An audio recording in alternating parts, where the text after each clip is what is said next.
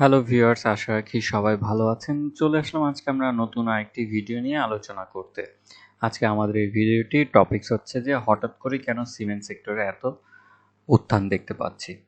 তো এই বিষয় নিয়ে বিস্তারিত আলোচনা অবশ্যই থাকবে। তার জন্য অবশ্যই আপনারা ধৈর্য সহকারে পুরো ভিডিওটি আমার সাথেই থাকবেন।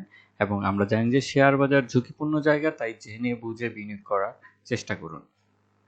চলুন এবার আমরা মূল পর্বে শুরু করি।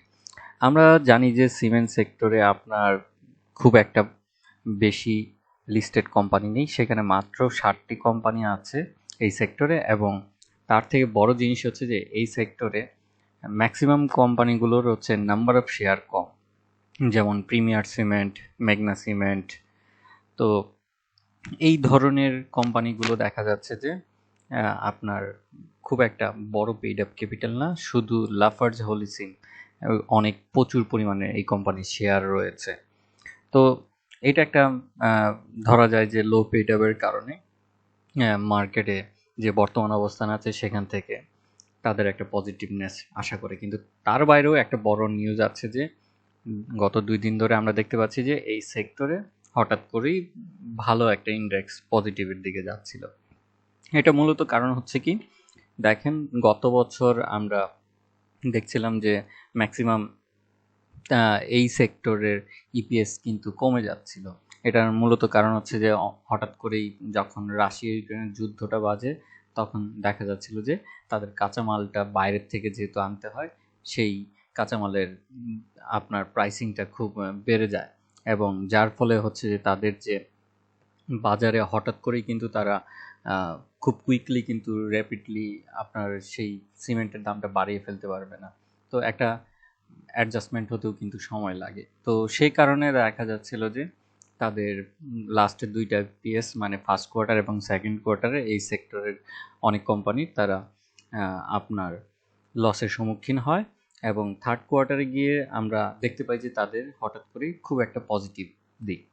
এটা মূলত কারণ হচ্ছে কি, কারণ তারা হচ্ছে যে কাঁচামালের দাম কমে এবং পাশাপাশি হচ্ছে কিন্তু তারা সিমেন্টের যে দামটা সেটাও কিছুটা সমন্বয় করে, যার প্রেক্ষিতে দেখা যায় যে হঠাৎ করেই এই থার্ড কোয়ার্টার এসে কিছু কিছু কোম্পানির লাইক প্রিমিয়ার সিমেন্ট তাদের কিন্তু ইপিএস ভালো দেখতে পাই। এবং আরও হয়তো 2-1টা কোম্পানি আমরা এরকম একটা পজিটিভ ট্রেন্ডই দেখতে পাবো।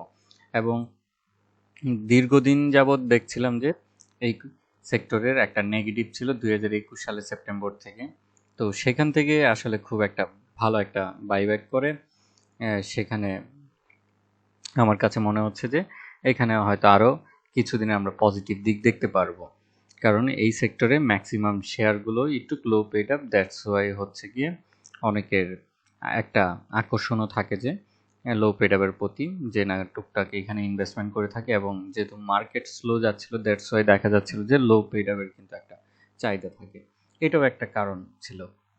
তো এই 2-3টা কারণ মিলেই কিন্তু আসলে হঠাৎ করে এই সেক্টরে আমরা একটা ভালো একটা ভলিউমও দেখছিলাম, পাশাপাশি হচ্ছে যে তাদের একটা পজিটিভ একটা মুভমেন্ট দেখছিলাম। তো এই ছিল এই সেক্টর নিয়ে আলোচনা। এবং এর বাইরেও কিন্তু মার্কেটে আরও বড় বড় সিমেন্ট কোম্পানি আছে।